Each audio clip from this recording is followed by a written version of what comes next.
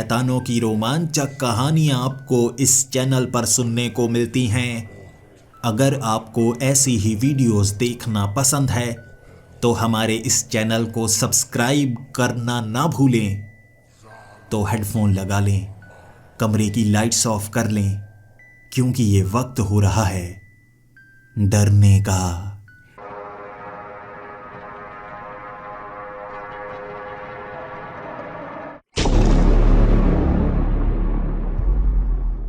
Hello दोस्तों, मेरा नाम रामकृष्ण है और मैं तमिलनाडु का रहने वाला हूँ। मैं किस गांव या शहर का रहने वाला हूँ आपको बताना नहीं चाहता, क्योंकि मैं अपनी पहचान बताकर बदनामी घर लेकर नहीं आना चाहता। मेरी ज़िंदगी में ऐसी ऐसी घटनाएं घटी हैं, अगर मैं किसी को बताऊंगा तो मेरा ही नुकसान होगा। शुरुआत बचपन से करते हैं। मैं खुद को बहुत किस्मत वाला माना करता था। मैं जिस भी काम में हाथ डालता वो काम बड़ी आसानी से हो जाता। कभी कभी जब मैं स्कूल से घर आ रहा होता, रास्ते में मुझे 5-10 रुपए के नोट मिल ही जाया करते थे।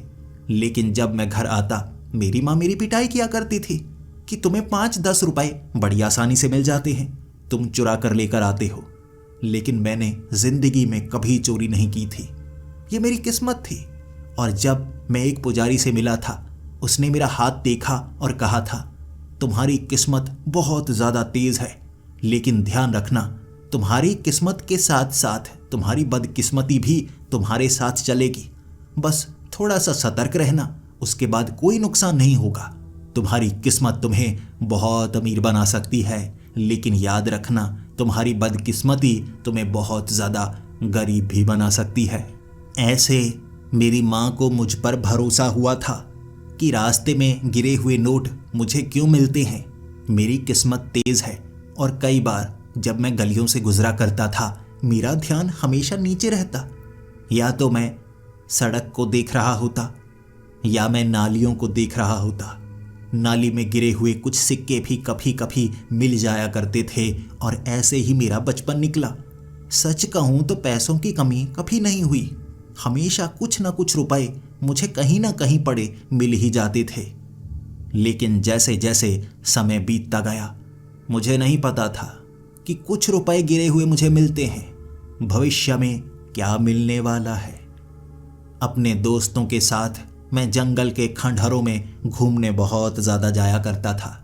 मुझे तमिलनाडु के टूरिस्ट प्लेस बहुत अच्छे लगते थे, और इस बार हम एक ऐसे किले में घूमने के लिए आए थे जिसकी कहानियाँ बड़ी अजीब थीं।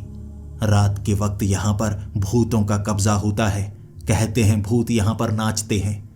मैंने अपने दोस्तों के साथ उस जगह का बहुत ज़्यादा मजाक बनाया। उसके बाद मेरे दोस्त कह रहे थे, तुम तो बहुत ज़्यादा डरपोक हो।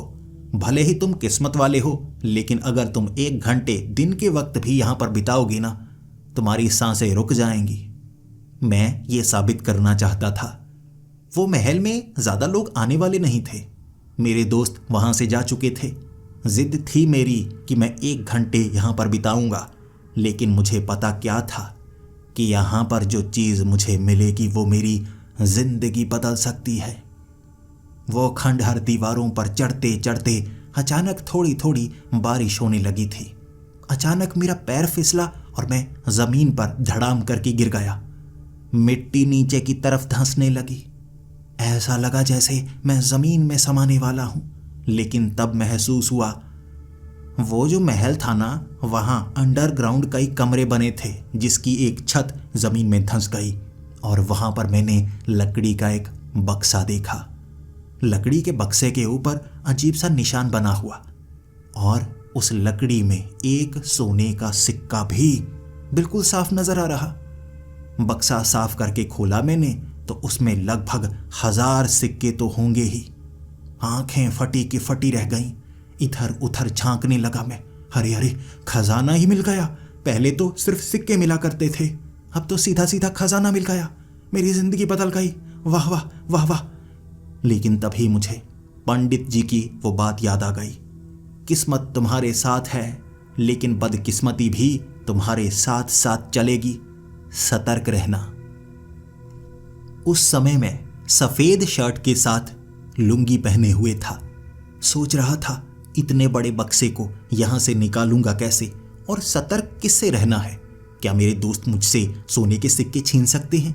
हाँ हाँ, छीन सकते हैं। मैं क्या करूं? वैसे घर से ज़्यादा दूर नहीं हूं, लेकिन फिर भी 11 किलोमीटर तक इस बक्से को घसीट कर लेकर जाऊंगा। कोई ना कोई तो देख लेगा ना, पूछेगा इसमें क्या है, फिर दिखाना पड़ेगा, मुसीबत हो जाएगी। क्या करूं, क्या करूं? मुझे लगता है अगर मैं इसे घर लेकर गया और किसी को पता चल भी गया, कोई ना भी छीने, लेकिन सरकार ऐसे अगर किसी को खजाना मिलता है तो अपना हिस्सा मांगती है और कहते हैं सारा का सारा तो सरकार हड़प लेती है। मेरे पास क्या रहेगा? 1-2 सिक्के, उससे क्या बनेगा? कुछ भी कर नहीं पाऊंगा। लेकिन अगर ये सारे के सारे सोने के सिक्के मेरे पास रहे, मैं अमीर बन जाऊंगा। मुझे लगता है मुझे कुछ और सोचना चाहिए। घना जंगल है ना आसपास। इस बक्से को पहले तो यहाँ से निकालता हूँ, ताकि ऐसा ना हो जमीन नीचे की तरफ धंसी है और कोई और देखने के लिए आए और उसे ये बक्सा मिल जाए। बदकिस्मती मेरे करीब है। मैंने खींच कर उस बक्से को बाहर निकाला। उस खड्डे से बाहर निकालते ही मैं घसीटने लगा और मेरी मदद कुदरत कर रही थी। बारिश हो रही थी। घसीटने के निशान साथ साथ साफ भी होते जा रहे। किसी को पता नहीं चलता कि मैं उस बक्से को घसीट कर किस तरफ ले जा रहा हूं। वहां से लगभग 4 किलोमीटर दूर मैं उस बक्से को घसीट कर ले जा चुका था। जानता था मेरे दोस्त मुझे ढूंढने की कोशिश करेंगे। जिम्मेदारी है उन पर। उनकी जिम्मेदारी पर इतनी दूर आया था मैं घूमने के लिए। वहां जंगल के बीच में बारिश तेज होने लगी और तब मुझे लगा, क्या करूं, क्या करूं? ऐसा करता हूं, यह सोने के सिक्कों से भरा हुआ बक्सा यहां पर दफना देता हूं। बारिश होने लगेगी और वैसे भी निशान मिट जाएंगे, लेकिन मैं कोई खास निशानी लगाऊंगा। किसी पेड़ के ऊपर ना मेरे पास जो लाल रुमाल है वो बांध देता हूं। बस फिर क्या है, यहां आकर समय समय पर सिक्के निकालता रहूंगा, अलग अलग शहरों में जाकर बेचता रहूंगा, किसी को शक नहीं होगा। वहां पर खोदा मैंने एक खड्डा, जमीन में दफनाया उस बक्से को, एक सोने का सिक्का डाला अपनी जेब में, उसके बाद मिट्टी से बक्से को ढक दिया। बारिश के कारण काम काफी ज्यादा आसान हो चुका था मेरा। लाल रंग के रुमाल को एक पेड़ के ऊपर बांध दिया मैंने, और उसके बाद अब मुझे बस यहाँ पर आना था। इस लाल रुमाल के जरिए मैं आसानी से ढूंढ सकता था बक्सा कहाँ पर है। बेसुआमा बैक लागी कहाँ पर है। तब मुझे आवाजें सुनाई देने लगी। ये आवाजें मेरे दोस्तों की थीं। अलग अलग तरफ से आ रही वो आवाजें ये साफ बयां कर रही थीं कि मैं भटका हूं, वो मुझे ढूंढ रहे हैं। तो मैं भी इसी तरह जमीन पर लौटने के बाद भागता भागता दोस्तों का पीछा करने लगा। जिस तरफ से आवाजें आ रही मैं उस तरफ भागा और एक दोस्त को गले से लगाकर कहने लगा, शेर खींच कर ले गया मुझे, शेर खींच कर ले गया था, बड़ी मुश्किल से जिंदा बच कर आया हूं, भागो भागो भागो। मेरे दोस्त भी बिल्कुल मेरे जैसे थे। बहुत तेज भागे हम, सब के सब भागे। उसके बाद दोबारा उन्हीं खंडहरों तक पहुंचकर हमें सांस आई। मैं थोड़ा थोड़ा खुश भी था, बीच बीच में मुस्कुराता भी। और मेरा एक दोस्त पूछता, तुझे शेर उठा कर ले गया था, खाया नहीं, जिंदा छोड़ दिया? मैंने कहा, मैंने लड़ाई की, शेर के जबड़ों को अपनी उंगलियों से ऐसे खोल दिया था। उन्होंने कहा, तो उंगलियों में निशान क्यों नहीं है? मैंने कहा, उसके दांत तीखे नहीं थे, कमजोर दांतों वाला शेर था वो, चबा नहीं पाया मुझे। मेरी बातों पर मेरे दोस्त यकीन नहीं कर पा रहे थे, लेकिन मैंने इतनी लंबी लंबी छोड़ी कि उन्हें लगने लगा मैं पागल हो गया हूं, कोई बंदर का झुंड उठाकर ले गया होगा। मैं सदमे में हूं। मुझे वहां से दूर ले जाया गया, मेरे गांव तक मुझे पहुंचाया गया। तब मैं पूरी तरह से खुश था। घर आकर माँ को मैंने वो सोने का सिक्का दिखाया और कहा, माँ इस बार कुछ गलत मत सोचना, कोई चोरी नहीं की मैंने। फिर से मेरी किस्मत ने मुझे सोने का सिक्का दिया और सोने के सिक्कों से भरा बक्सा भी दिया है। माँ, हम अमीर होने वाले हैं, ये गांव में रहने की कोई खास ज़रूरत नहीं है। हम ऐसा करेंगे, हैदराबाद शिफ्ट हो जाएंगे, वहाँ पर बड़ी हवेली लेंगे महंगे इलाके में। इतने सोने के सिक्के हैं, इतने सोने के सिक्के हैं, मुझे लगता है हम तो सरकार भी खरीद सकते हैं। मेरी माँ ने मुझे गले से लगा लिया और फिर मेरी माँ कहने लगी, हमारी ज़िंदगी बदलने वाली है। ऐसा करो, धीरे धीरे कुछ सोने के सिक्के लेकर आना, मैं तुम्हारे मामा से बात करूंगी, कहीं ना कहीं से सिक्कों को बदलवाने का काम हम कर सकते हैं। वैसे भी वो लोहार हैं, लोहे को पिघला सकते हैं तो सोने को भी पिघला सकते हैं। छोटे छोटे झुमके बनाएंगे, छोटे छोटे झुमके, और सुनार की दुकानों पर झुमके बेचने के लिए जाया करेंगे। आसानी से काम हो जाएगा। मेरी माँ की आंखों में उम्मीद थी, लेकिन वो उम्मीद उड़ने वाली थी। कैसे उड़ने वाली थी? रात को आंधी आई, तूफान आया, और ऐसा तूफान, आधे घरों की छतें उड़ गई थीं, पेड़ नीचे गिर चुके थे, पत्तियां उड़ चुकी थीं, टहनियां टूट चुकी थी। और बाहर जाकर सुबह के वक्त जब मैंने देखा कि गांव का क्या हाल है, मुझे सदमा लगा था, क्योंकि मैंने वो जो लाल रुमाल की गांठ बांधी थी वो बड़ी हल्की सी बांधी थी, वो तो उड़ गया होगा। रुमाल उड़ गया है तो पेड़ की पहचान नहीं की जा सकती, पेड़ की पहचान नहीं की जा सकती तो खजाने को ढूंढूंगा कैसे? मैं बहुत ज़्यादा रोया था, बहुत ज़्यादा। और फिर मेरी माँ ने कहा था, तुम्हारी किस्मत बहुत ज़्यादा तेज़ है, ऐसे रो क्यों रहे हो? एक बार मिला है तो दोबारा ज़रूर मिलेगा, तुम्हारी किस्मत दोबारा तुम्हें वहाँ तक ले ही जाएगी, ढूंढने का काम शुरू कर दो बस। फिर क्या था, अगले दिन मैंने ढूंढने का काम शुरू कर दिया। उसी खंडहर से शुरुआत की थी। मैं आगे वाले जंगल में गया तो भटक गया, पूरा दिन चलता रहा, लेकिन वो जगह ढूंढ नहीं पाया। आधे पेड़ नीचे गिरे थे, रुमाल तो मुझे किसी पेड़ पर नहीं मिला। जंगल इतना बड़ा था, जिस दिशा में मैं गया था उस दिशा में और भी आगे तक पहुंच गया, रुमाल नहीं मिला। लेकिन ज़मीन इतनी ज़्यादा थी, मैं कहाँ कहाँ खोदता, पहचान ही नहीं कर पा रहा। रो रो कर मेरा बुरा हाल हो गया था, और जेब में जो सिक्का था उसे बार बार देखता और ज़्यादा दुख होता। खजाना मिला, इस्तेमाल नहीं कर पाया। क्या इसे बदकिस्मती कहते हैं? ऐसा ही तो पुजारी जी ने कहा था। अब मैं क्या करूँगा? मुझे लगता है मुझे पुजारी जी के पास जाना चाहिए, कोई ना कोई मदद तो करेंगे ना। हाथ देखा था, किस्मत बताई थी, बदकिस्मती भी वो बता सकते हैं। बस एक बार वो बक्सा दोबारा मिल जाए, इस बार नहीं खोऊंगा, सीधा घसीटते हुए घर ले जाऊंगा। जब मैं पुजारी जी के पास पहुंचा, बातें घुमा फिरा कर कह रहा, पुजारी जी, मुझे एक चीज़ मिली थी, बहुत बढ़िया चीज़ थी, मैंने उसे जंगल में कहीं छिपा दिया, तूफान आया है, मैं कैसे ढूंढूं? पुजारी जी कोई मदद कर दीजिए। पुजारी जी ने कहा, मैं ये काम नहीं करता, मैं धर्म के काम करता हूँ। ऐसा कोई काम है तो बताओ, हाथ देखना है तो मैं देख सकता हूँ कि तुम्हारी किस्मत में क्या क्या बदलाव हुए हैं। मैंने हाथ दिखाया और पुजारी जी ने कह दिया, वही है अब भी, 7.5 चल रही है, लेकिन 7.5 ज़्यादा बुरी भी नहीं होती, ज़्यादा अच्छी भी नहीं होती। अच्छे कर्म करो तो अच्छी होगी, बुरे कर्म करोगे तो बुरी होगी। मैंने कहा, पुजारी जी कोई बक्सा नहीं लिखा मेरे हाथ में, देखिए कोई चौकोर आकार का बक्सा, ऊपर सिक्का सा लगा हो, बता दीजिए ना, कुछ ऐसा दिख रहा है तो। पुजारी जी ने कहा, मैं हाथों की रेखाएं देखता हूँ, ये बक्से कहाँ से देखने लगूं मैं? रो रो कर मेरा ऐसा बुरा हाल हुआ कि मैं पुजारी जी से लड़ना चाहता था, लेकिन उस मंदिर में कई लोग थे, जानता था, एक हाथ मैं उठाता और उसके बाद मेरा हाल जो वो करते ना, सबको वहाँ पर भजन करना आता था और मुझे पीटते हुए सब भजन करते, और भजन के बाद मुझे भोजन भी नहीं मिलता। तो मैं उस मंदिर से बाहर आ गया। लेकिन फिर भी एक बार मैंने पुजारी जी को कहा, पुजारी जी आप कुछ नहीं कर सकते तो कुछ तो बता दीजिए, मेरा कुछ खो गया है, आखिर कौन मेरी मदद कर सकता है? पुजारी जी सच में काम वाले थे, उन्होंने मुझे एक आइडिया ज़रूर दे दिया। उन्होंने कहा, तुम ऐसा करो, किसी तांत्रिक से बात करो और मैं तुम्हें बताता हूँ अच्छा तांत्रिक कौन है। एक ऐसा तांत्रिक है जिसने ऐसे काम किए हैं, लोगों की ज़मीन के कागजात जो उनके बुज़ुर्गों के मरने के बाद उन्होंने कहीं छिपाए हों वो ढूंढ कर दे देता है। उसके पास ऐसी ऐसी शक्तियाँ हैं कि आप भविष्य के बारे में बहुत कुछ जान सकते हैं, इतिहास के बारे में बहुत कुछ जान सकते हैं। तुम ऐसा करो, इस गांव में जाओ, यहाँ से 70 किलोमीटर दूर वो गांव है, वहाँ के शमशान घाट में रात के 12 बजे वो तांत्रिक तुम्हें मिलेगा। है अकड़ू, लेकिन उसे मनाने की कोशिश करना, और बस कुछ कीमत ज़रूर लगेगी। वो लालची नहीं है, लेकिन थोड़ा भूखड़ है। खाने की कोई चीज़ ले जाना, वो खाएगा और तुम्हारी मदद करेगा।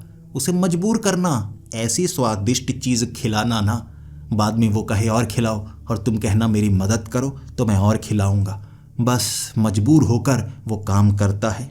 लेकिन यह तरीका किसी और को मत बताना, काम का आदमी है वो। फिर क्या था, 70 किलोमीटर दूर मैं उस शमशान घाट में रात के वक्त पहुंचा था। 12 बजे स्वादिष्ट खाना लिफाफे में डाले हुए मैं खुद रुक नहीं पा रहा था। चने भटूरे, चांप, पाव भाजी और मोमो मैं एक लिफाफे में डालकर लेकर आया था। भूखड़ होगा तो ज़्यादा खाएगा। 12 बजे मुझे वो तांत्रिक मिला। मैं 2 घंटों से यहीं पर बैठा था, शमशान घाट में। मुझे नहीं पता था वो यहीं पर है। खुद को दफनाया हुआ था उसने, मिट्टी के बीच से निकला। पहले तो मैं डर गया, चीखने लगा। जैसे ही मैं चीखते हुए बाहर की तरफ पहुंचा था, पीछे से उसने आवाज़ लगाई, तो मेरे लिए आए हो? इतना अच्छा खाना लेकर आए हो तो कोई ना कोई काम है तुम्हें। रुक जाओ, मैं कोई मुर्दा नहीं हूं जो ज़मीन से निकला हूं। मैं एक तांत्रिक हूं, साधना कर रहा था ज़मीन के नीचे। तब मैं उस तांत्रिक के पास पहुंचा। मुझे तो डर लग रहा। उसके चेहरे पर मिट्टी लगी थी, ऐसा लग रहा था 4 आंखें हों उसके। लेकिन सर की मिट्टी को जब उसने साफ किया तो 2 ही आंखें दिखने लगी। फिर डर कम लगने लगा। उस खाने को खाया उसने और कहने लगा,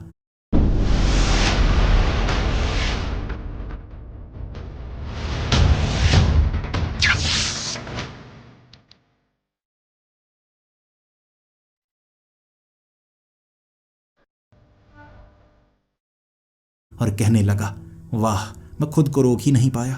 क्या स्वादिष्ट खाना है। अब तुम जो काम करवाना चाहते हो वो भी बता दो, फिर मैं बताता हूँ वो काम मैं कर सकता हूँ या नहीं।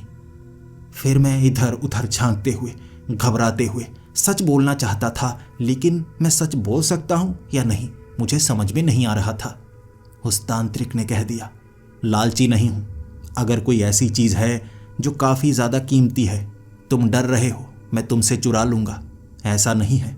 वो चीज़ तुम्हारी है, बस मुझे कीमत चाहिए। और जो खाना तुम लेकर आए हो, ऐसा खाना एक बार और खिला दो, मेरा काम हो गया।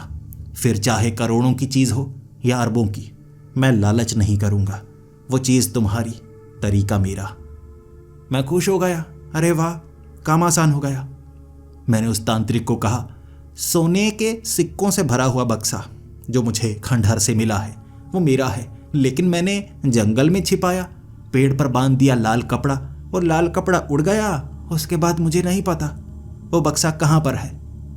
तांत्रिक मेरे चेहरे की तरफ देखता गया, फिर कहने लगा, गांठ कितनी लगाई थी? मैंने कहा, 1 गांठ। आंधी आई, वो गांठ खुल गई होगी, कपड़ा उड़ गया होगा। तांत्रिक ने कहा, क्या तुमने और कोई निशान लगाए थे? क्योंकि कपड़ा तो एक पेड़ पर बांधा गया होगा, बाकी भी तो इतने सारे पेड़ हैं, और तुम उस जगह पर कैसे पहुंचोगे? कोई खास पहचान है तुम्हें? मैंने कहा, तांत्रिक जी देखिए, गलती हो गई है मुझसे। शुरू से मैं ऐसा ही रहा हूँ। किस्मत तेज़ है, हर चीज़ अपने आप मेरे पास आ जाती है। पुजारी जी ने कहा था बचपन में, बदकिस्मती भी तुम्हारे पास है। बस फिर क्या, बदकिस्मती मेरी थी जो बेवकूफ़ी कर बैठा। आप कुछ कर दीजिए, मैंने बड़ी मुश्किल से ढूंढा है, मेरी ज़िंदगी उससे संवर जाएगी, थोड़ी सी मदद कर दीजिए। वो तांत्रिक मेरे साथ उस जंगल में आया था। उन खंडहरों से आगे उसने अपनी साधना का इस्तेमाल करना शुरू कर दिया। खंडहर के बीच बैठकर, जहाँ पर पहले वो बक्सा पड़ा हुआ था, उसकी मिट्टी लेकर उसने आसपास आग जलाई और कोशिश करता रहा। कई घंटे उसने साधना की, और वो दृश्य मेरी आंखों के सामने भी बार बार घूम रहे थे। ऐसा लग रहा था जैसे बार बार मेरे दिमाग में कुछ चले जा रहा है। कैसे मैं उस बक्से को लेकर गया, आसपास कैसे पेड़ थे, हर एक दृश्य मेरी आंखों के सामने घूमता गया। ये वो तांत्रिक कर रहा था। वो मेरे दिमाग में घुसकर उस जगह की पहचान करने की कोशिश कर रहा। बहुत समय लगाने के बाद उसने अपनी आंखें खोली और मुझे कहने लगा, बहुत बड़ी गड़बड़ हो गई है, ये काम मैं बड़ी आसानी से कर सकता था। तुम तो भूल गए उन पेड़ों को, मैं उन पेड़ों को भूल नहीं सकता। मैं तुम्हारे दिमाग के अंदर जाकर किस रास्ते का तुमने चुनाव किया था, कहाँ कहाँ से तुम गुजरे थे, हर एक पेड़ की पहचान कर सकता हूँ। गड़बड़ ये है कि तूफान आया था, इतना बड़ा तूफान आया कि पेड़ गिर चुके हैं, सामने ही देख लो, उस तरफ तो तुम गए थे ना। तो मैं अब उस जगह की पहचान नहीं कर सकता, ये काम मेरे हाथ से बाहर हो चुका है। मैंने उस तांत्रिक को कहा, देखिए चीज़ कोई छोटी मोटी नहीं है, और कुछ करके देखिए, आपके पास तो कई साधनाएं हैं, कई ताकतें हैं।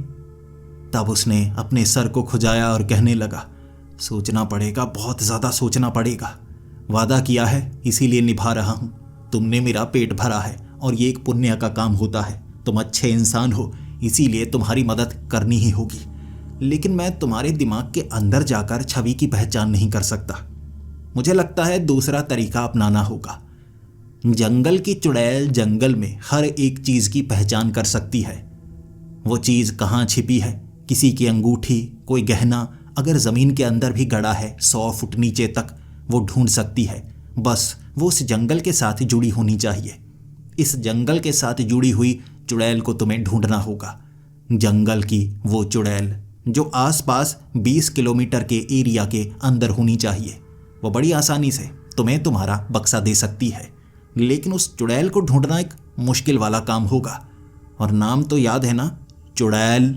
तो वो कोई साधारण लड़की नहीं होगी, एक शातिर शैतानी प्रेत आत्मा होगी जो तुम्हारे साथ कुछ भी कर सकती है। तुम्हें डर नहीं लग रहा? मैंने कहा, डर तो लग रहा है, लेकिन आप मेरे साथ होंगे ना। आप जो जो कहेंगे मैं वैसा वैसा करूंगा, गलत मैं कर ही नहीं सकता। तब उस तांत्रिक ने मेरी तरफ देखा और मुस्कुराने लगा। उसके बाद मेरे हाथ में एक कागज़ पकड़ाया और कहा, ये देखो, सफ़ेद इच्छा वाला कागज़।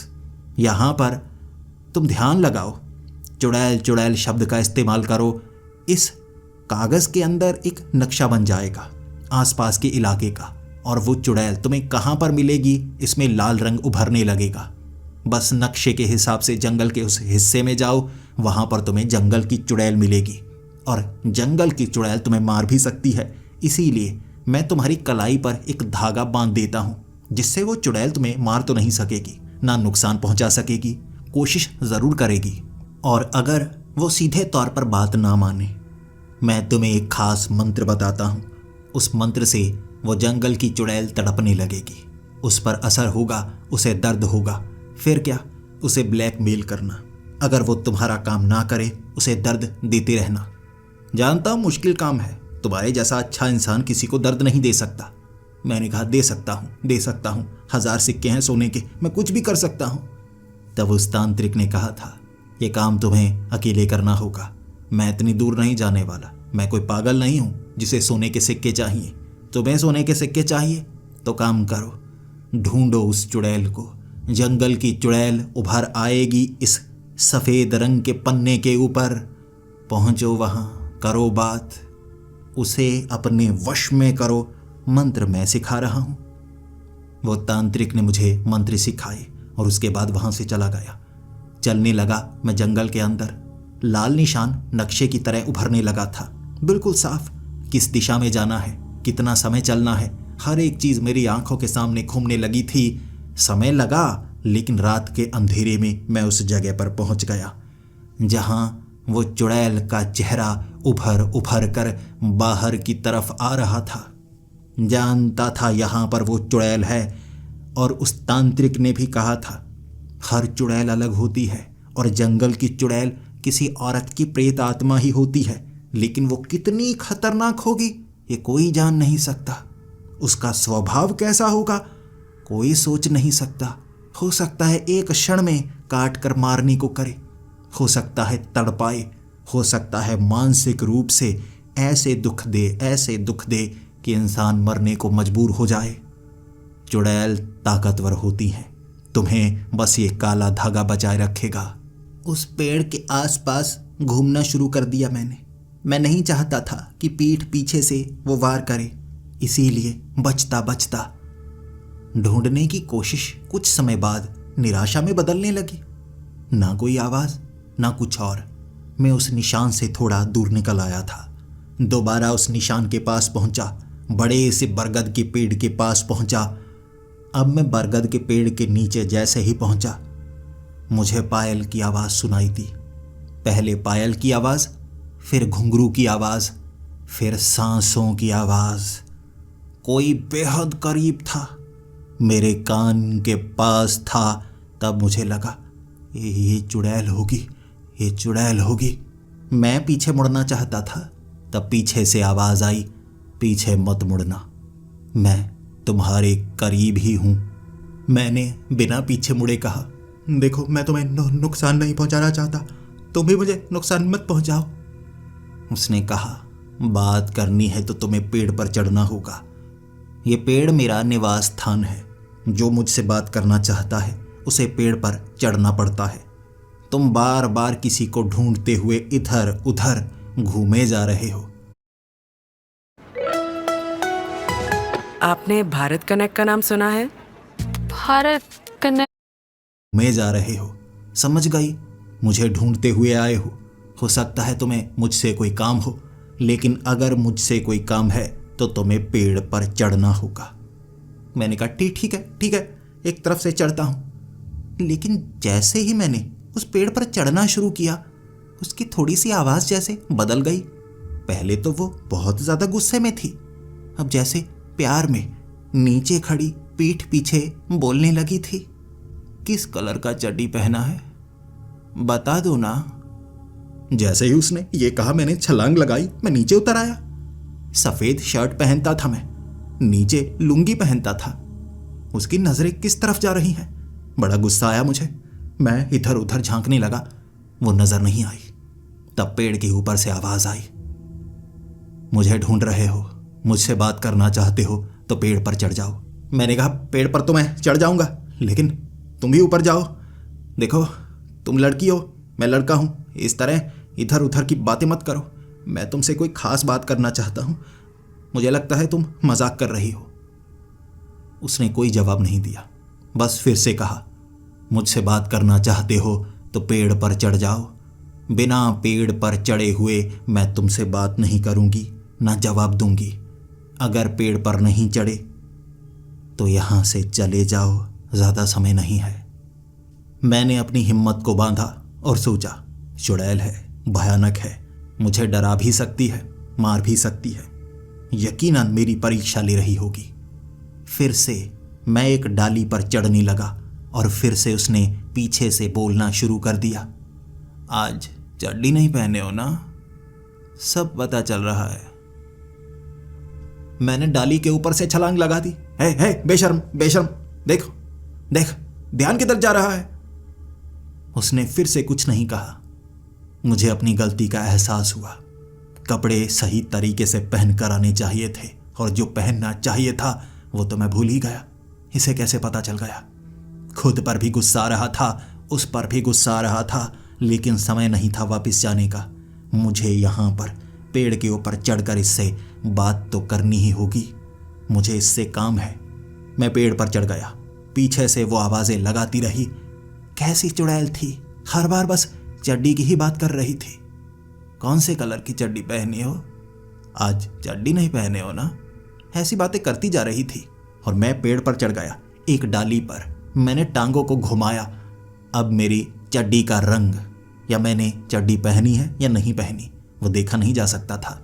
वहां बैठकर मैं कहने लगा, देखो अब मैं ऊपर आ गया, क्या तुम मुझसे बात कर सकती हो, क्या मेरे सामने आ सकती हो?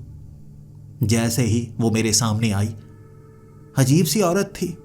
उसका सर उसके धड़ पर उल्टा लगा हुआ था, ऊपर मुंह था, फिर नाक, नीचे 2 आंखें, जैसे किसी ने उसका सर उखाड़कर उल्टा लगा दिया हो।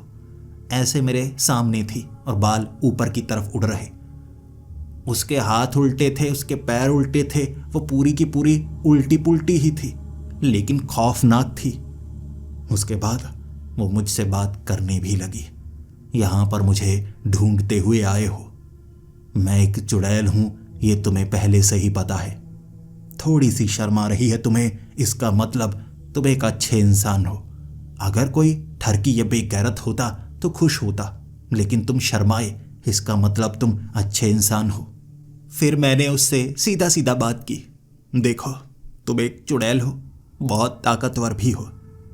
मुझे ऐसे मंत्र आते हैं जिससे मैं तुम्हें सज़ा दे सकता हूँ, इसीलिए बस मेरा काम कर दो, मैं तुम्हें ज़्यादा सज़ा नहीं दूंगा। उसने कहा, सज़ा? कैसी सज़ा?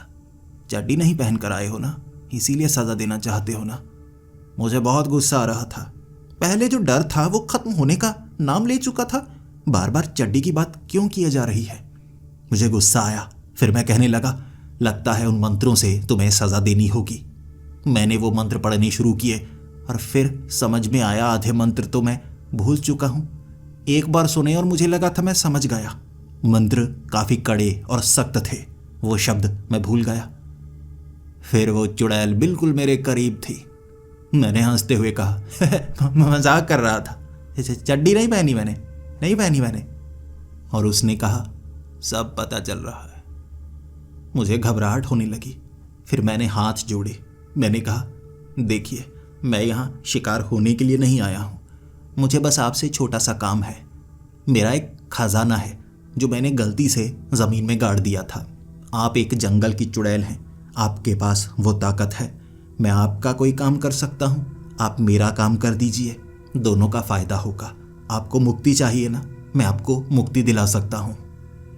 उसने कहा, मुझे मुक्ति बिल्कुल नहीं चाहिए, ना मुझे शक्ति चाहिए। दोनों बहनें मुझे बिल्कुल पसंद नहीं है। वो चुड़ैल बातों का बतंगड़ बनाना जानती थी, जैसे ज़्यादा औरतें और लड़कियां करती ही हैं। मेरा पाला किसी लड़की से पड़ा था, भले ही मर चुकी थी तो लड़की ही ना। इसीलिए मुझे लगा मुझे सीधे सीधे इसे मनाना होगा। हाथ जोड़कर मैं कहने लगा, मेरी मदद कर दो, जंगल में मेरा एक बक्सा है, ढूंढ दो, मेरी मदद करो।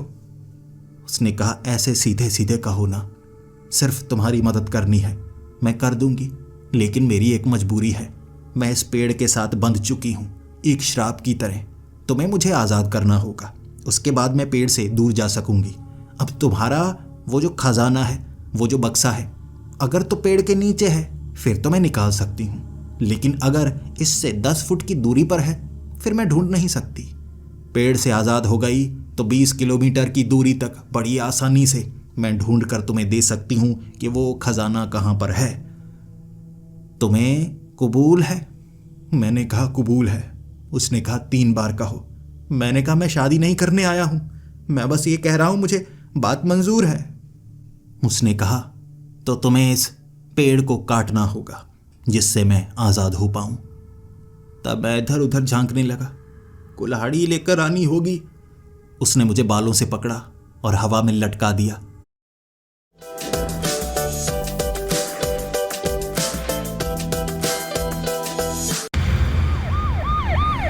रिटायर्ड जस्टिस विशेष इश्करण पराशर की अचानक मृत्यु से पूरा में लटका दिया। फिर कहने लगी, बात पूरी सुना करो। मैंने कहा, जी। फिर उसने कहा, तुम इस पेड़ को नहीं काट सकते, एक चुड़ैल की ताकत इससे जुड़ी हुई है। इस पेड़ को मैं काटने नहीं दूंगी। एक इंसान काट सकता है, किसी माली की प्रेत आत्मा, और मुझे पता है किस माली की प्रेत आत्मा से इस पेड़ को काटा जा सकता है। मुझे भी इंतजार था कोई इंसान इस पेड़ के पास आए। मैं किसी को नुकसान नहीं पहुंचाती, लेकिन मैं भी आज़ाद होना चाहती हूँ, जंगल में घर बसाना चाहती हूँ। तुम मेरा काम करो, मैं तुम्हारा काम करूँगी। तुम्हें यहाँ से 7 किलोमीटर दूर एक गांव के कब्रिस्तान में जाना होगा। उस कब्रिस्तान में माली की आत्मा मिलेगी। उस माली की आत्मा से तुम्हें बात करनी होगी और वही माली की आत्मा इस पेड़ को काट सकती है, क्योंकि पेड़ों को काटने के लिए एक ताकत की ज़रूरत होती है। जिस इंसान ने ज़िंदगी में जो काम किए हों वो मरने के बाद वैसे काम कर सकता है, अलग नहीं। जैसे मैंने ज़िंदगी में ऐसे काम किए हैं कि मैं चुड़ैल बनी हूँ, चुड़ैलों वाले काम करूँगी अब भी। उसी तरह वो माली था ज़िंदगी में, अब भी पेड़ों को वो काट सकता है। तुम्हें उस माली को लेकर आना होगा। मैंने अपने सर को पकड़ लिया। पहले तांत्रिक, उसके बाद चुड़ैल, अब ये माली की प्रेत आत्मा। मुझे बस एक बक्सा चाहिए, इतने सारे लोग नहीं चाहिए। उसका उल्टा चेहरा, पता भी नहीं चल रहा था वो गुस्से में है या प्यार से बोल रही है। जब चड्डी की बात करती बड़े प्यार से करती, जब गुस्सा दिखाती बहुत भयानक दिखाती और बालों से पकड़ कर लटका देती। मैंने हामी भर दी और कहा, कबूल है, कबूल है, कबूल है। छोड़ दिया उसने और हंसते हुए कहने लगी, सबसे पहले चड्डी ज़रूर पहन लेना, उसके बाद उस कब्रिस्तान में जाना। मैं वहां से निकल लिया। उसके बाद दिन हो चुका था। सड़क पर पहुंचकर मुझे अब उस गांव तक जाना था। भूखा प्यासा मैं उस गांव तक पहुंच गया। सोने का सिक्का मेरी जेब में था, लेकिन उसे खर्च नहीं कर सकता था। यही कारण था दिन के वक्त कब्रिस्तान में बैठा आवाजें लगाने लगा, माली माली कहाँ है। कब्रिस्तान में काम करने वाला मुझे एक खेतों वाली जगह में भेज चुका था। कहने लगा माली तुम्हें वहां पर मिलेगा। सोच समझ नहीं होती, जब भूख होती है। भूखा उस जगह पहुंचा और उस माली से बात की, एक पेड़ काटना है। मैं सोच ही नहीं पाया, दिमाग काम ही नहीं किया। मुझे एक प्रेत आत्मा को लेकर आना था, एक असली माली को नहीं। मैं असली माली को लेकर आया, जिसका चेहरा भद्दा था। दिन की रोशनी में भी मुझे नजर आ रहा। मुझे लगा ये वही होगा। जैसे ही चुड़ैल ने उसकी पीठ पर बड़ी बड़ी खरोंचें बनाई, पीठ पर निशान बनाए, भागा वो इतनी तेज। और फिर उस चुड़ैल ने मुझे बालों से पकड़ा, लटकाया और कहने लगी, चड्डी नहीं पहने हो ना, चड्डी भी नहीं पहने, और इसी के साथ माली भी कोई और ही ले आए, मरना चाहते हो। मैंने उससे माफ़ी मांगी और फिर से दोबारा उस गांव तक पहुंचा। रात का वक्त हो गया था और सबसे पहले तो मुझे खाना ही खाना था। मुझे एक मंदिर के बाहर जहां भंडारा चल रहा था वहां खाने का मौका मिला, और खाना खाने के बाद मैं पहुंच गया कब्रिस्तान। रात के वक्त उस कब्रिस्तान में कोई नहीं था, ना चौकीदार ना कोई और। तब मुझे बस एक ही आवाज़ सुनाई दे रही थी, मौजूद कोई नहीं, लेकिन पेड़ के नीचे से आवाज़ एक ही, काट दूंगा, काट दूंगा, सबको काट दूंगा। मैं डर गया। मैं कटना नहीं चाहता था। एक चुड़ैल से बचने के लिए कलाई पर काला धागा बांधा हुआ था, लेकिन काम मुझे जल्दी करना था, इसीलिए वापस तांत्रिक के पास जा नहीं सकता था। मुझे उस प्रेतात्मा से बात करनी होगी, वो माली की प्रेतात्मा। फूलों से आसानी से उसे फंसाया जा सकता है। कब्रिस्तान के बाहर लगे फूलों को जैसे ही मैंने उखाड़कर अंदर पैर रखा, फिर से आवाज़ आई, काट दूंगा, सबको काट दूंगा। मैंने अपनी नज़रें नीचे की तरफ झुकाई और पेड़ के पास गया। हाथ जोड़कर मैं कहने लगा, मेरी मदद कीजिए, माली है ना आप, आपके लिए फूल लेकर आया हूं। पेड़ के ऊपर बैठा एक आदमी छलांग लगाकर नीचे उतर आया, लेकिन जैसे ही उसके पैर जमीन को छुए वो जमीन के अंदर चला गया। वो कोई इंसान नहीं था, एक प्रेतात्मा थी जो जमीन के अंदर चली गई और छलांग लगाकर पीछे से निकला। जैसे ही मैंने पीछे देखा, मेरी सांसें रुक गई। दिखने में भयानक था और हाथ में एक आरी। जबान पर बस यही शब्द थे, काट दूंगा, सबको काट दूंगा। मेरी सिट्टी पिट्टी गुल हो गई थी, लेकिन फिर भी खुद को संभाला। 1000 सोने के सिक्कों का सवाल था, इसीलिए मैंने उसको कहा, आपके लिए फूल लेकर आया हूं, आप मुझे तो नहीं काटेंगे ना। उसने कहा, नहीं, तुम्हें तो नहीं काटूंगा, लेकिन एक काम करो, क्या मेरे लिए छोटा सा काम करोगे। मैंने कहा, जी जी, अगर आप भी मेरे लिए काम करेंगे तो मैं भी आपके लिए छोटा सा काम करने को तैयार हूं।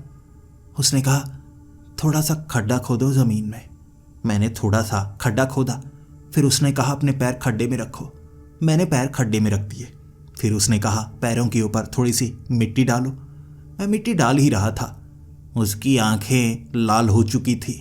आरी लेकर मेरी तरफ भागा और मैं छलांग लगाकर खड्डे से बाहर आ गया। रुक गया वो, फिर कहने लगा, तुम बाहर क्यों आ गए? जमीन के बीच रहो ना, तभी तुम पेड़ की तरह दिखोगे, और मैं सिर्फ पेड़ों को काट सकता हूं, ऐसे तुम्हें काट थोड़े ना पाऊंगा। तुमने पूछा ना, क्या मैं तुम्हें मारूंगा तो नहीं? अगर तुम खड्डे में रहे तभी तो मार सकूंगा, करके तो दिखाने दो जरा। मेरी सांसें रुकी हुई थी, मैं भागा, पेड़ के पीछे छिप गया। उसने कहा, मैं तुम्हें नहीं मारूंगा, मेरा यकीन करो, मैं सिर्फ पेड़ों को काटता हूं।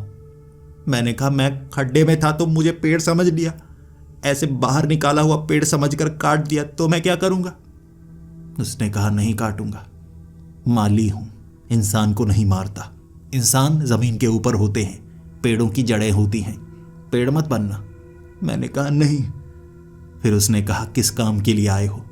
यहां पर आए हो, मुझसे डर भी रहे हो, लेकिन फिर भी भाग भी नहीं रहे, तो काम लगता है मुझसे, मरे हुए से तुम्हें क्या काम? मैंने कहा, एक छोटा सा पेड़ काट दीजिए, पेड़ की मालकिन खुद चाहती है कि वो पेड़ कट जाए, आप मेरे साथ चलिए, उस पेड़ को काटना है। उसने कहा तो काम है, चुड़ैल का पेड़ काटना है, शापित जंगल की चुड़ैल। उसका पेड़ मैं काटूंगा तो वो आज़ाद हो जाएगी। ये काम है।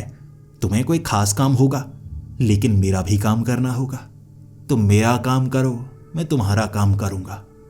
मुझे बहुत गुस्सा आया, जमीन पर 2 बार पैर मारा और मैंने कहा, अब तुम्हारा भी काम है। ऐसे तो मैं हर किसी का काम करता रहूंगा, आगे करता रहूंगा। मेरा काम कब होगा? हर किसी को अपना काम याद आ जाता है। उसने कहा, काम तो करना होगा, छोटा सा काम है। मरने से पहले कुछ कागजात थे, कुछ चिट्ठियां थी, मैंने संभाल कर रखे थे। अपनी बीवी से प्यार का इजहार कर ही नहीं पाया। मैंने सीवरेज की लाइन के अंदर उस बक्से को छिपा कर रखा था। बस उस बक्से को निकाल लो, उस बक्से को मेरे घर तक पहुंचा दो। बस छोटा सा काम कर दो, उसके बाद मैं तुम्हारे साथ चलूंगा। क्या तुम ये काम करोगे? मैं अब क्या कर सकता था? मैंने हामी भर दी। वो मेरे साथ था, वो ये काम नहीं कर सकता था, इसीलिए मुझसे करवाना चाहता था। अब उसने कब्रिस्तान को छोड़ दिया था, सीवरेज लाइन में घुसा था। इतनी बदबू, इतनी बदबू। ऐसी जगह कोई बक्सा क्यों छिपाएगा? मेरे सवाल का उसने उत्तर नहीं दिया। जैसे ही मैंने बक्सा निकाला,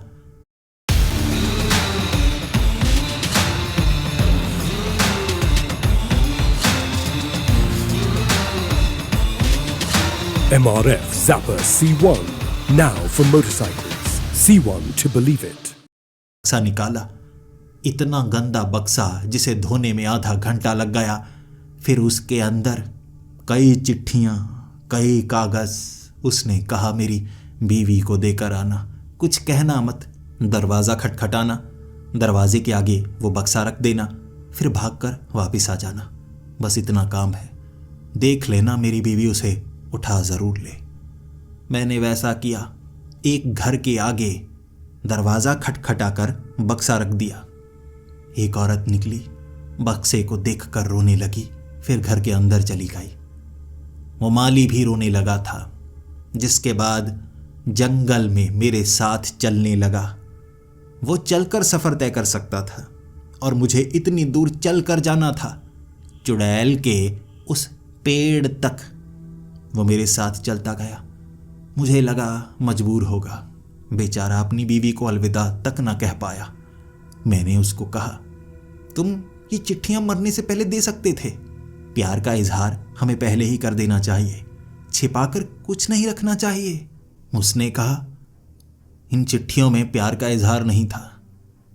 मेरी बीवी हर बार मुझे बुरा भला बोलती थी, मेरे परिवार को बुरा भला बोलती थी, तो उसकी माँ को गालियाँ देता था, उसके बाप को गालियाँ देता था, उसके भाई बहन को गालियाँ देता था, लेकिन सामने दे नहीं पाता था, तो चिट्ठी में लिखकर बक्से में रख देता था। समय आने पर बक्सा खोलूंगा, उसे कहूँगा, इतनी गालियाँ दी हैं तुम्हें, मैं तो मर गया, लेकिन तुमसे ये काम ज़रूर करवाया। देखो कैसे रो रही थी, जिंदगी नर्क बना दी थी मेरी, आखिर तुमने दिल खुश कर दिया। मैं उसे देखता रहा, नजरें हट ही नहीं रही थी। जानना चाहता था वो मरा कैसे। फिर मैं समझ गया, ऐसे काम किए होंगे तो मरना तो तय ही था ना। जंगल में चलते चलते टांगे दर्द करने लगी। जैसे ही उस चुड़ैल के पेड़ तक मैं उस प्रेतात्मा को लेकर गया, चुड़ैल ने कहा, चड्डी नहीं पहने हो ना, और जिसे लेकर आए हो चड्डी तो उसने भी नहीं पहनी, वो तो मरा हुआ है, तुम तो जिंदा हो ना। मैं चिढ़ गया। मैं कहने लगा, तुम्हें मेरी चड्डी की फिक्र है, लुंगी पहनी तो है मैंने, और मैं तुम्हारा पेड़ काटने के लिए इसे लेकर आया हूँ। माली, काटो पेड़, जल्दी काटो, मुझे इसके पास नहीं रहना। बस एक छोटा सा काम है, ये मेरा काम कर दे, फिर इसके पास कभी नहीं जाऊँगा। चड्डी पहनी है नहीं पहनी, किस रंग की पहनी है, बस यही पूछती रहती है। उस माली ने उस आरी से उस पेड़ को 30 सेकंड में काट दिया। वो चुड़ैल आज़ाद हो गई और सबसे पहले उसने माली को ही मारा। उस माली की आत्मा को उसने परलोक में भेज दिया। मरा हुआ वो पहले भी था, लेकिन आत्मा को कहीं दूर भेज दिया। मेरी आंखों के सामने धज्जियां उड़ाई उस आत्मा की उसने। फिर वो चुड़ैल मेरी गर्दन के करीब आकर कहने लगी, धागा नहीं पहना होता तो मार चुकी होती। लेकिन वादे के अनुसार तुम्हारा काम करना है। चलो मेरे साथ। महसूस हो रहा है मुझे इस जंगल में कहाँ कहाँ क्या क्या दबा है। हर चीज़ ढूंढ सकती हूँ। तुम्हें बक्सा चाहिए जिसमें सोने के सिक्के हैं। दिख चुका है, लेकिन मैं उड़ नहीं सकती, ना तुम उड़ सकते हो। चलकर जाना होगा। चलते चलते पहले ही टांगें टूटने की कगार पर थीं, अब इसने भी चलने के लिए कह दिया। चलने लगा मैं उसके साथ। चलते चलते जंगल के उस हिस्से में गया जहां पर वो खंडहर था। कहने लगी, यहाँ पर था वो बक्सा पहले, यहाँ से घसीट कर कहीं ले जाया गया है। चलो मेरे पीछे पीछे, मैं महसूस कर सकती हूँ। मुझे खुशी हुई, वो मुझे सही दिशा में ले जा रही थी। मैं उसके पीछे चलता गया।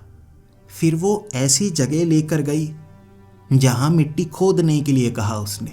मिट्टी खोदी मैंने, मुझे लगा बक्सा मिलेगा। लाल रंग का कपड़ा निकला। फिर वो हंसते हुए कहने लगी, ये निशानी थी, लाल कपड़ा। सोचा पहले लाल कपड़ा ढूंढ दूं, इसे संभाल लो, इसे पेड़ पर बांधो निशानी के लिए। ये पहली गलती थी। तूफान के कारण ये कपड़ा उड़ गया, इसे संभाल लो। मेरा सर फटने को आ गया था। गुस्से में मैं बोल पड़ा, मुझे बक्सा चाहिए, कपड़ा नहीं चाहिए। बक्सा कहाँ है? बक्सा बताओ, थक गया हूं मैं। मुस्कुराते हुए कहने लगी, लाल रंग की चड्डी पहन कर आओ। मैंने कहा, चड्डी? तुम चड्डी चड्डी करती रहती हो, बक्सा बताओ। आगे बढ़ने लगी हंसते हंसते। कहने लगी, मैं तो मजाक करती हूं। मरी हुई चुड़ैल के पास बातों की सिवा क्या होता है। मैं कभी भी कहीं भी जा सकती हूं, अब आजाद हूं। पहले तो पेड़ से बंधी थी, कुछ ही चीजों को देख पाती थी, इसीलिए चड्डी पर ध्यान रहता था ज्यादा। मुझे एक खास जगह पहुंचाकर कहने लगी, खोदो, निकलेगा वो बक्सा और मुझे अलविदा कहो। काम कर दिया मैंने कहा, भाग जा यहां से। गुस्से में भाग गई वो। खड्डा खोदकर बक्सा निकाला मैंने, सोने के सिक्के उसमें मौजूद थे। अंततः मैंने उस बक्से को ढूंढ लिया। रास्ता मुश्किल था, मंजिल मिल गई। घसीटने लगा, ऊपर से बारिश शुरू हो गई। मैंने कहा, मैं अब इसे दफनाऊंगा नहीं, इसे तो लेकर जाऊंगा। आंधी चलने लगी। फिर से आंधी इतनी तेज थी कि पेड़ बहुत हिल रहे। मैंने कहा, मैं उड़ जाऊंगा लेकिन बक्से को छोड़ूंगा नहीं। वो बक्से को पूरी रात घसीट घसीट कर अपने घर तक लेकर आया था। कपड़े से बांध कर लपेटा था ताकि कोई पहचान ना पाए। लुंगी बार बार खुल जाती, लेकिन डर तो उस बक्से का था। इज्जत भले ही लुट जाती, लेकिन बक्सा लुटना नहीं चाहिए था। घर पर पहुंचने के बाद फटे हुए कपड़े थे मेरे, लेकिन सोने के सिक्कों से भरा हुआ वो बड़ा सा बक्सा घर तक ले ही आया। बस बदकिस्मती यहीं तक थी। एक एक सिक्के को पिघला पिघला कर, छोटे छोटे हिस्सों में बांटकर अलग अलग सुनार के पास जाकर बेचा था मैंने। 4 सालों तक उन सिक्कों को धीरे धीरे बेच पाया था। ऐसे अपनी जिंदगी को बदला था। लेकिन किस्मत इतनी आसानी से नहीं मिलती। इतनी मुश्किलों को झेल कर मैं इतना अमीर बन पाया। आज भी मेरे बच्चे पूछते हैं, पिताजी आपने क्या किया था? आपने इतने रुपए कैसे कमाए? मैं उन्हें कभी नहीं बताता अपनी ये कहानी। इसे खुद तक सीमित ही रखता हूं। ये घटनाएं कुछ ऐसी हैं जो बताई नहीं जानी चाहिए।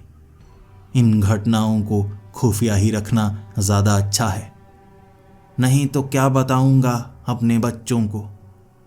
एक तांत्रिक से चुड़ैल तक पहुंचने का वो सफ़र, चुड़ैल से उस प्रेत आत्मा तक पहुंचने का सफ़र कितना भयानक था। क्या क्या मैंने सहा। मेरे बच्चों को इसके बारे में पता नहीं लगना चाहिए। यही कारण है मैंने अपने गांव का आपको नाम नहीं बताया था। आज भी मेरे गांव में लोग ये जानना चाहते हैं, कहाँ से हमारा परिवार गरीब से अमीर हो गया। ये सब कुछ कैसे हुआ मैं किसी को नहीं बताता, और आप भी किसी को मत बताइएगा।